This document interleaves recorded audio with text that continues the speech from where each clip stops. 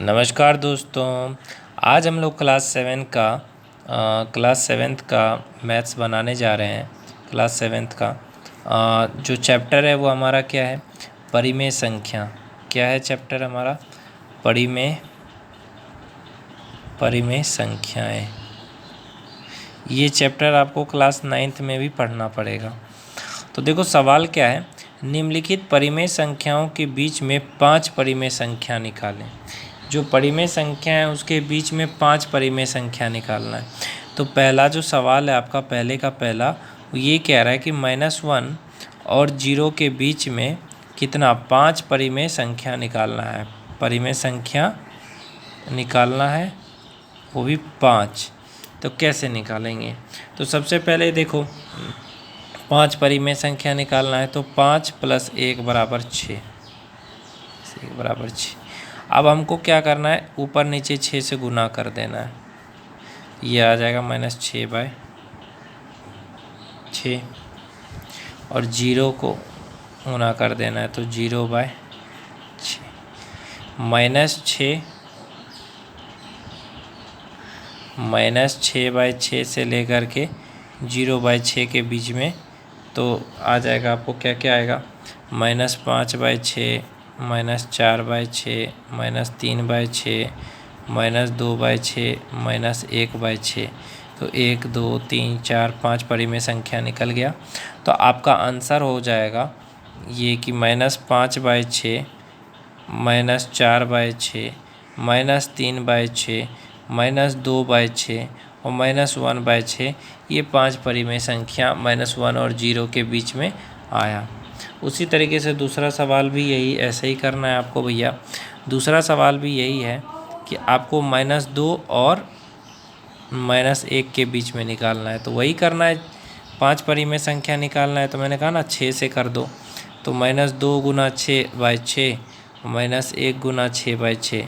तो यहाँ हो जाएगा -12/6, यहाँ हो जाएगा -6/6। तो -12/6 से 6/6 के बीच -11/6 -10/6 -9/6 -8 होगा कि नहीं, -8/6 -7/6, ये भी हो सकता है ना। ये लिख सकते हैं आप। अगर मैं इसको चाहूँ तो काट भी सकता हूँ, मेरा दिल करेगा तो मैं काट भी सकता हूँ जो कटने वाला है। तो मैं ऐसे भी लिख सकता हूँ, मैंने से 11/6 इसको अगर मैं काटूँ तो 2 × 5 = 10, 2 × 3 = 6, तो -5/3 लिख सकता हूँ।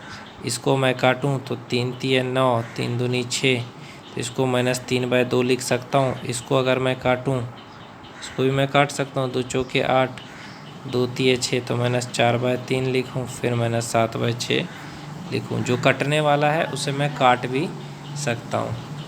तो इस तरह से अगर आपको परिमेय संख्या निकालने को बोलेगा तो इस तरह से आप निकाल करके बताओगे।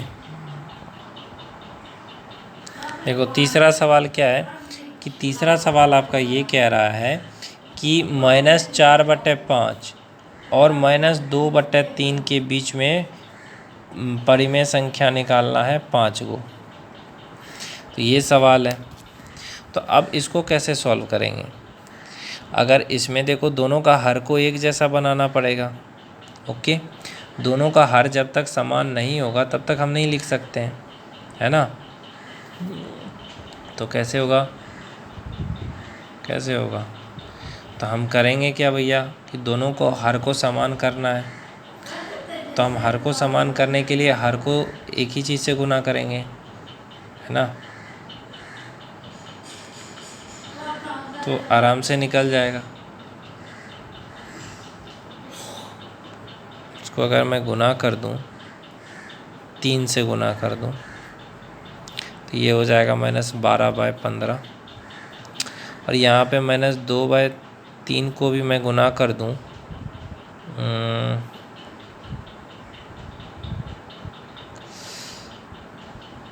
नहीं भैया 3 से गुना करूँगा तो हर एक जैसा नहीं होगा।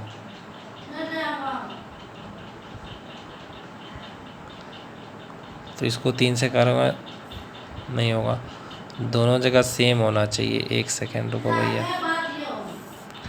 तो आपको करना है -4/5। अगर मैं 9 से कर देता हूँ तो 9 चौके 36, 9 पचे 45, ये सही है। -2 को गुना कर देता हूँ 9 से, और फिर -3 है, 3 को फिर गुना कर देता हूँ मैं। देखो दोनों को हर एक जैसा बनाना है हमको। मैंने इसको किया 9 से किया तो आ गया, और इधर मैं अगर करूं दोनों का एक जैसा करना है, -2/3 को यहाँ 45 करना है ना भैया। तो यहाँ अगर मैं 15 से करूँगा तो ऊपर भी मुझे 15 से करना होगा। हाँ, यहाँ अगर मैं 15 से करता हूँ तो -30/15 45, दोनों का हर एक जैसा मैंने बना दिया। 15 से कर दिया, इधर 9 से कर दिया। अब -36/45 और -30/45 के बीच जो है 5 परिमेय संख्या आ जाएगा। -35/45, -34/45, -33/45, -32/45, -31/45 आएगा ना। 5, 1 2 3 4 5। इसको जिसको काटना होगा वो काट करके भी लिख सकते हैं। 9 चौके 36, 9 पचे 45, तो -4/5 इसको आराम से लिख देंगे। इसको काटना होगा दूसरे वाले को, तो दूसरे वाले को काट के क्या लिख सकते हैं,